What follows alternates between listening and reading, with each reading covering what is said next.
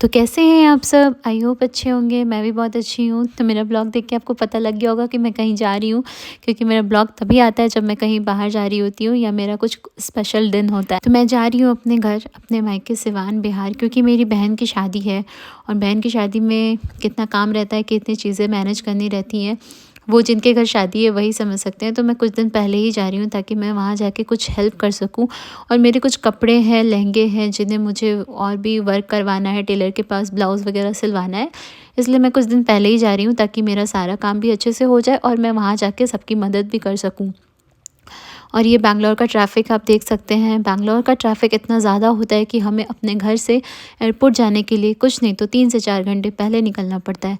ये मैं यहाँ सो गई हूँ क्योंकि मैं थक भी गई थी और काफ़ी सुबह उठी थी और काफ़ी सारा काम भी था। सुबह घर से सब साफ़-सफ़ाई करके निकलना होता है, सब चीज़ बंद करके, लॉक करके, ऐसे करके सब निकलना होता है। और हम ये एयरपोर्ट पहुँच चुके हैं, पर एयरपोर्ट पहुँचने के लिए मुझे सुबह 8:30 बजे ही निकलना पड़ा और हमारी फ़्लाइट थी दोपहर के 2 बजे। अब आप बोलेंगे कि इतना पहले क्यों? क्योंकि बैंगलोर एयरपोर्ट इतना दूर है और ऊपर से बैंगलोर का ट्रैफ़िक इतना ज़्यादा होता है कि हमें कुछ नहीं तो अपने हाथ में मतलब मार्जिन टाइम लेके चलना पड़ता है, नहीं तो हमारी जो मतलब हम नहीं पकड़ पाएँगे फ़्लाइट, ऐसा हो जाएगा। तो हमारी फ़्लाइट 2 बजे की थी बैंगलोर से डायरेक्ट गोरखपुर के लिए। उसके बाद हमने गोरखपुर से वाया ट्रेन ट्रैवल किया सिवान की तरफ, क्योंकि सिवान में एयरपोर्ट नहीं है। तो हमें जब भी बैंगलोर से जाना होता है तो हम या तो पटना जाते हैं या फिर गोरखपुर जाते हैं, लेकिन हम मैक्सिमम टाइम पटना ही गए हैं। इस बार हम फ़र्स्ट टाइम जो है गोरखपुर जा रहे हैं। तो चलिए दिखाती हूँ कैसा है बैंगलोर का एयरपोर्ट। जो लोग यहाँ आ चुके हैं उन्हें पता होगा कि बैंगलोर का एयरपोर्ट काफ़ी सुंदर है। और ये हमारी फ़्लाइट जो थी वो टर्मिनल 1 से थी, तो हम टर्मिनल 1 की तरफ ही जा रहे हैं।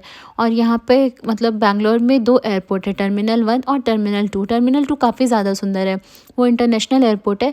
और ये टर्मिनल 1 से मैक्सिमम करके मतलब डोमेस्टिक फ़्लाइट ही जाती हैं। तो ये हम जा रहे हैं चेक इन की तरफ, जहाँ पे हम चेक इन करेंगे। और आज सैटरडे है, इसकी वजह से उतना ट्रैफ़िक नहीं मिला, लेकिन यहाँ पे लाइन काफ़ी अच्छी लंबी थी। ये हमने बोर्डिंग पास कलेक्ट किया। उसके बाद फिर हम जा रहे हैं सिक्योरिटी चेकिंग के लिए। सिक्योरिटी चेकिंग करने के बाद ये मैं लॉन्च में बैठी हूँ और खाना खा रही हूँ। लॉन्च में आप देख सकते हो कितनी सारी वैराइटीज़ थी। मुझे नॉन-वेज पसंद है तो मैंने नॉन-वेज लिया, और मेरे हस्बैंड को वेज पसंद है तो वो वेज उनका रखा हुआ। उनको ख़ास करके साउथ इंडियन ज़्यादा पसंद आता है, तो वो साउथ इंडियन पे ही ज़्यादा फ़ोकस करते हैं। और मुझे नॉन-वेज पसंद है तो मैं नॉन-वेज खाती हूँ। और चिकन है यहाँ पे मेरे साथ, नान है, वहाँ पे कुछ राइस था, वो साउथ इंडियन वैराइटी थी, फिर लच्छा पराठा था, मफ़िन्स था, बहुत सारी चीज़ें थी, डोसा था, इडली था। मतलब लॉन्च में आके खाना मुझे बहुत अच्छा लगता है। एक तरह से पूरा पैसा वसूल है। आप कहीं भी बफेट करने जाओ तो मतलब 15 से 1600 ऐसे एक पर पर्सन लग जाता है कहीं-कहीं तो, और कहीं-कहीं बीबीक्यू में मैक्सिमम 900 1000 मतलब 900 ऐसे 1000 पर पर्सन लगता है।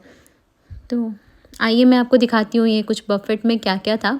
तो यहाँ पे फ्रूट्स रखे हुए हैं, कुछ मिठाइयाँ थी, ये जूस है, ये मिल्क शेक था। उसके बाद आप यहाँ पे पानी के लिए भी है, यहाँ पे आप पानी ले सकते हो। आपको गर्म पानी चाहिए, ठंडा पानी चाहिए, नॉर्मल वाटर चाहिए। और फिर ये हमारा बोर्डिंग चालू हो चुका है। अब हम फ्लाइट में बोर्ड करने जा रहे हैं। बोर्ड करने के बाद फिर देखते हैं हमें क्या मिला। मुझे विंडो सीट चाहिए नहीं था, पर मुझे मिला विंडो सीट ही, क्योंकि मुझे थोड़ा फ़्लाइट में ना ऐसा होता है, मुझे घबराहट होने लगता है जब टेक ऑफ़ करता है फ़्लाइट, और मुझे थोड़ा ऊंचाई से भी ऐसे डर लगता है। तो मैं क्या करती हूँ, जब फ़्लाइट टेक ऑफ़ कर लेता है तो मैं ये विंडो सीट बंद कर देती हूँ, और जब लैंड करता है तो खोलना पड़ता है, क्योंकि मतलब रिस्क होता है शायद। क्योंकि हमेशा एयर होस्टेस जो है वो आके हमेशा बोलती हैं कि इन्हें खोल दीजिए आप, क्योंकि मतलब अब मुझे नहीं पता इसके पीछे क्या लॉजिक है, लेकिन वो आके टेक ऑफ करते समय और लैंड करते समय, अब देखो मुझे कान में भी दर्द हो रहा है। मुझे इस चीज़ की शिकायत है। मतलब शिकायत क्या है, मुझे कान में दर्द होता है। मैं हमेशा मतलब मैंने जितनी बार ट्रैवल किया, मैं हमेशा भूल जाती हूँ अपने साथ कॉटन रखना या ईयरफ़ोन रखना, लेकिन मुझे क्या करूँ। अब ये मैं आपको बाहर से दिखा रही हूँ। ये है हमारा फ़्लाइट का व्यू, और कांच इतना गंदा था कि कुछ दिख भी नहीं रहा है, लेकिन फिर भी मुझे दिख रहा था, फ़ोन में कैप्चर नहीं हो पा रहा था। और मुझे फ़्लाइट में बैठना बहुत बोरिंग लगता है, बहुत बोरिंग। आप लोग को भी बोरिंग लगता है क्या फ़्लाइट में बैठना? तो प्लीज़ कमेंट करके बताइएगा ज़रूर। मुझे मतलब ऐसा लगता है कि मेरी ज़िंदगी का सबसे बोरिंग टाइम यही 2 घंटे होते हैं जब मैं फ़्लाइट में होती हूँ। मुझे कुछ समझ में नहीं आता है, ना टाइम कटता है, ना दिन ना जल्दी समय निकलता है, लगता है कब पहुँचूँ, कब लैंड करूँ। मुझे एकदम नहीं अच्छा लगता है फ़्लाइट में।